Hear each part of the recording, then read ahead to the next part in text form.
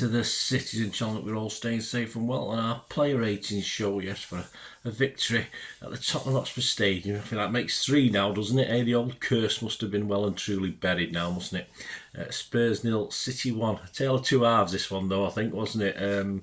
Looking for a headline for my story of the game, and I think something like that will come into it, because totally different City in the first half to the second half, which makes rating the players quite difficult as well if you think about it.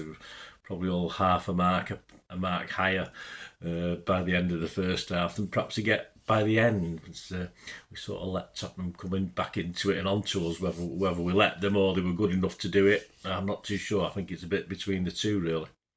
So we'll have a look. And we're with Joe Bray today. Yes, Simon Pekoski's of the Manchester Evening News had a rest last night. He didn't fancy the trip down to the old smoke. So, yes, we've got Joe Bray. He's always a bit more lyrical, Joe Bray. He says a lot more about the players, so that'll be fun. And he does tend to be generous. I think most of the players he scored slightly higher than I have, of course.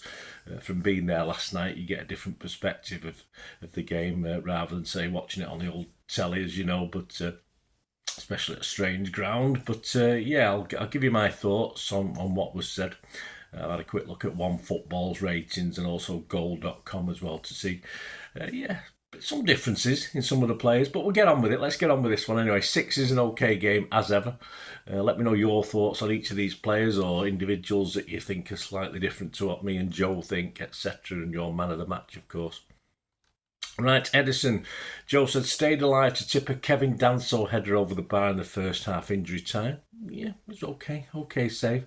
Followed by some brilliant goalkeeping. Brilliant? Yeah, good goalkeeping. I won't say brilliant. As Spurs improved after the break and peppered City's goal. One fine stop from Son late on. City's unsung hero. Yes, that was a good save. Yeah, Joe's giving me an 8. Yeah, as I said, I'm a little bit lower actually. This is one of this. I mean, 6 guys that have. There's a certain site that put this out in the week about certain players who've been told they're on the way. I mean, I'm not having it. I usually mute the account, but obviously I got it second hand from other people who were commenting about it. So this is one of the guys who's apparently been told he's on his way. So if this is the effect, then yeah, tell the lot of them. Tell the other 18 or 19 in the squad. Anyway, it doesn't matter, does it? A good game, a cracking game for Edison. He did what he had to do and he looked very well distribution-wise. Didn't have too much to do, but he's always confident with that. Anyway, it's not a big problem. And I don't think Spurs were overly pressing anyway. So, yes, Joe gave him an 8. I give him a 7.5. He had a good game for Edison last night. Nunez restored to right back. Yes, the experiment continues, doesn't it? Restored to right back, said Joe. Nunez inverted forwards to support the attack, but couldn't quite find the final pass. Both Haaland and Guardiola scolded him at half-time for one overhit cross, which he made up for with a goal-saving interception later on. Yeah, as I said, this experiment of Nunez at right back, I was a bit surprised that Pep persisted, but of course, Aki presumably wasn't 100%, otherwise I probably would have put Kusanov on that right back function, although it looks as though Pep's not having that anymore, as he looks as though Pep wants to play the centre half, which is fine by me, fine by most people by the looks of social media. But he did struggle at times. Despite the pressure put on him, he never shirked responsibility. He did pretty well as well. Some nice touches went on the front foot, as you expect, and I remember a nice little flick, wasn't it, in the first half that he did. Yeah, so all credit to him. Joe gave him a 7. Again, I've not been over the top. I've given him a 6.5. I thought it was better than okay, but he did get caught out. But then again, it's not particularly his fault, but you can only score him on the role he's being asked to play by his boss. Ruben Diaz, Joe said, back after a tactical omission versus Liverpool. Diaz kept things simple and helped Kusanov. Exactly the kind of response Guardiola have been looking for. And he's given me 7. Yeah, I think Diaz and Kusanov has an okay ring about it, doesn't it, going forward? How many years we can get on how many games we can get. Let's look at games, rather than years with our injury problems, etc. But yeah, it's got an okay ring about it, hasn't it? Joe gave him a 7. I give him a 6.5. Kusanov himself, a shaky start, said Joe, but recovered well and showed why he's the only real centre-back to start against Spurs, Liverpool, Newcastle, Real Madrid and Chelsea. Well, let's hope we don't burn him out. That's the problem. It could be a possibility of that. And in this case, I'm actually higher than Joe.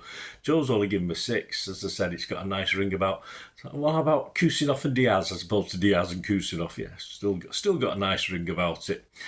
Keeps bedding in well, doesn't he? And after all the stick he's getting as well, even up to recently, I believe someone was slagging him off last night as well. Joe gave him a 6. I've got to match Ruben's score of 6.5 for Kusanov. Gvardiol, less attacking than usual, said Joe, with Doku the threat on the left. Nevertheless, a good chance to showcase his defensive abilities, which often go unforgotten. Or forgotten, as part. Well, could be unforgotten as well, or forgotten. I thought he did okay defensively last night. I thought it was fine. I think he worked up well with Doku as well, which we know he can going forward. He's a Mr. Smooth, I used to call him.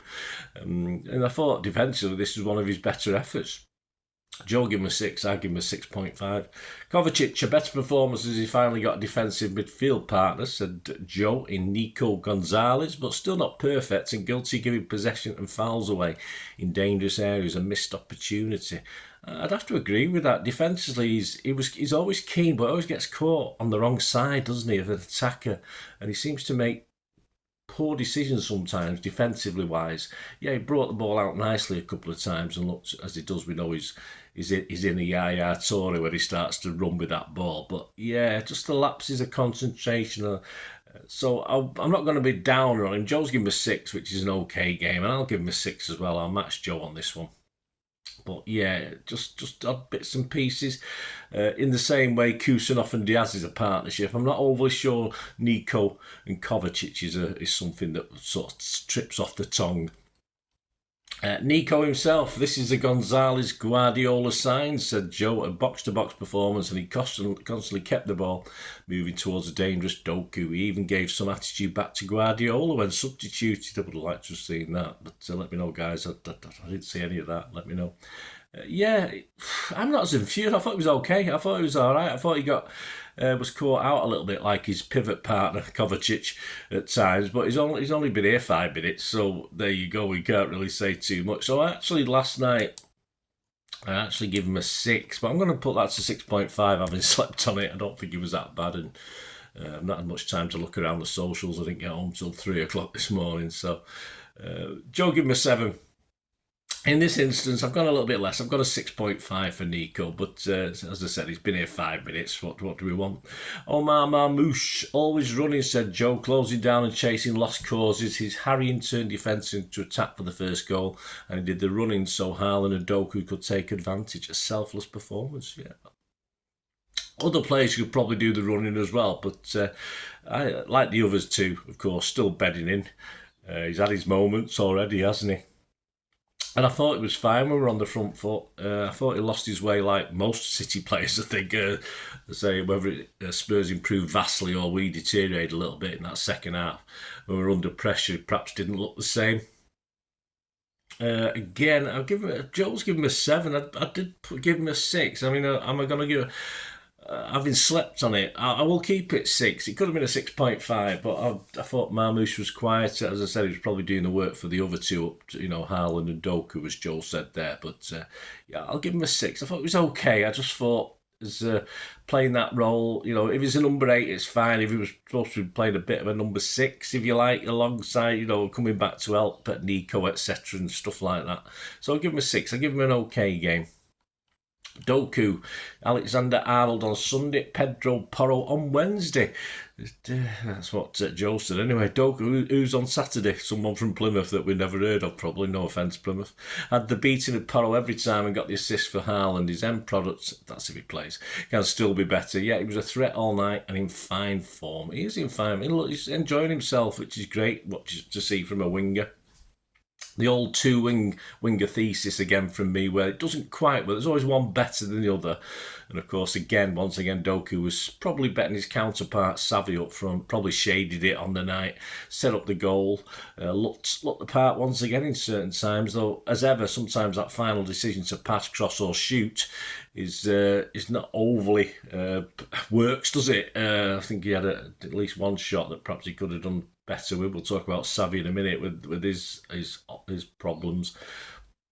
Well, Joe's given him an 8. Yeah, again, I was quite happy. He's probably a bit, again, like last week, bordering on my man of the match, actually, Doku. I'll give him a 7.5.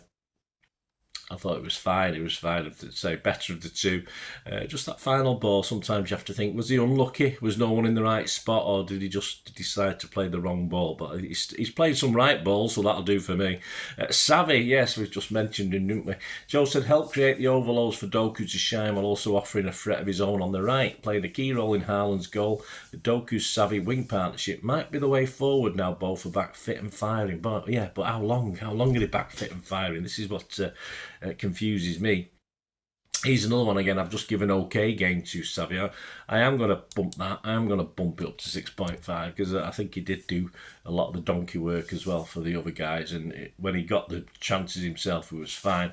And I think I initially marked him only a 6 because of that miss that would have made it 2-0. And there's sort of goals in key games like this. We held out in the end. We won 1-0, but that could have been all the difference really in that first half when he really, I can't say did it hit a bobble or something like that, but he just got over it, didn't he? His finishing, his technique was poor. You've got to get those on target, at least make the goalkeeper work, because if you get it on target, there's a chance it'll go through the keeper or whatever, but to actually put it over the bar and kick it into the ground.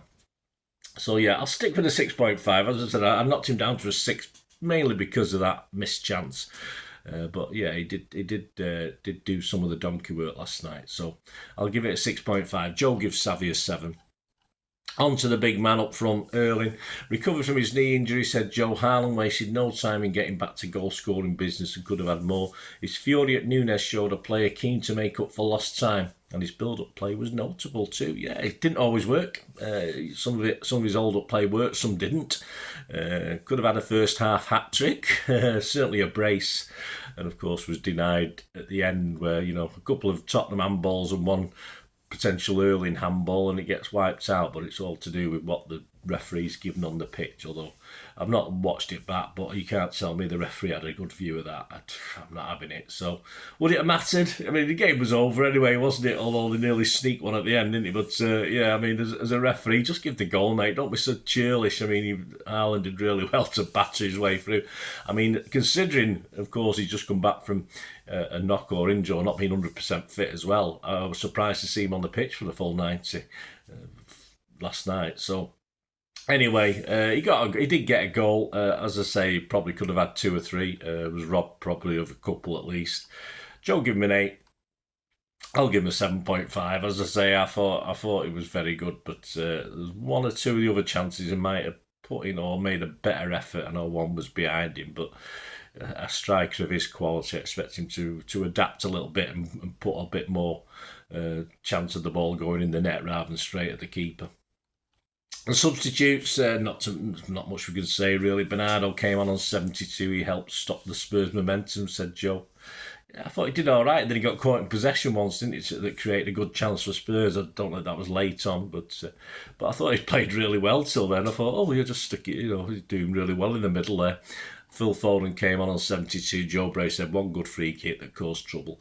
Give him a 6. I don't rate players if they're on less than half an hour anyway, so he needs to get back up to speed again. He might get a chance against Plymouth to start climbing that hill again, where he sort of seemed to be on fire and he's gone off again. Anyway, the other subs, not much to say. They were on too late, weren't they? Was it McAtee, Gundo and Grealish all came on a little bit too late. Man of the match, as I said, I'll probably give it Doku. I'll see what the papers say in the story when I do the story of the game, see what they think of this one, but probably Doku just for his energy. And as I say, Haaland, probably if he'd put another one away or been lucky enough to have that other one counted, but I'll do that. Let me know what yours is, guys. Let me know what your man of the match is. Hope you enjoyed this, of course. I'm recording this on Thursday. We're at Thursday, isn't it? Yeah, I've lost track of what day it is now. I'm recording this on Thursday, so the Pepsi 11 for the visit of Plymouth, that will be out later today, guys. So, as I say, that kicks off on Saturday, so we've only got a couple of days, so I'll do that. I've had a quick look at it already. And of course, my story of the game. Join me for that. We'll have a little bit of a lighter look, hopefully, at the ref's performance and City's performance overall. As I say, it's certainly a tale of two halves for me. Jekyll and Hyde, if you like. But I'm not thought of a heading yet. I'll come up with one. I've not seen any half decent ones that I could sort of nick or try and embellish on. So I'll try and see what I come up with. Thanks for watching, guys. Let me know your thoughts in the comments, also or through my socials, whatever way you want to contact me. You're very, very welcome, of course. As you know, thanks for all the new members, lots of new members at the moment. And if you do want to try and help the channel going forward, I'm not too proud to ask for that. So there are ways of doing it from just watching a bit of an advert to other things. So if you want to do that, and there are ways of doing it, just keep watching and listening.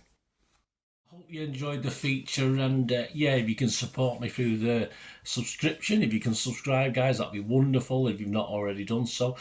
We do actually have memberships at the moment, just 99p a month, so you get access to all my City stuff, including all the history vlogs, dozens and dozens not been published yet that you get immediate access to, and every time I do a edit and do a vlog, you get immediate access to it as well. So you can have a copy of scripts as well if you want any hard copy of the sort of things I do on matches and teams and managers and players, etc, etc. So if you can join the membership, that'd be wonderful. We do have sponsors at the moment. Kippax 6505 are our current sponsor. They have a little eBay shop, so if you check in the comments section, there's a link there to the shop. They sell movie posters from the 90s and 2000s. They sell DVDs, some classic Hollywood movies, some classic foreign language ones. And if you do see anything you fancy on there, if you do place an order, just mention me, just say Bernard sent you, and you automatically get 10% reduction in the cost of your order. So fill your boots, guys, and my thanks to Kippax 6505. And yeah, if you want to support the channel just by watching the ads, that helps. Watch the ads, let them play through while you just have to check your phone or something, let it play out. And of course, if you follow any of the links, that always works as well. If you follow a link to one of the ads and you fancy something, I've done it myself. I've followed a link and actually purchased something from another organisation. But it can happen. It can happen. Not all ads are stuff you're not interested in. And of course, if you can give us a like, guys, that would be absolutely fantastic. All likes are much appreciated. Anyway, thanks for watching. Until the next time, of course, I only ever ask one thing, don't I? Please, I ask you all to stay safe, especially you Blues. Until the next time, come on, City. Bye for now.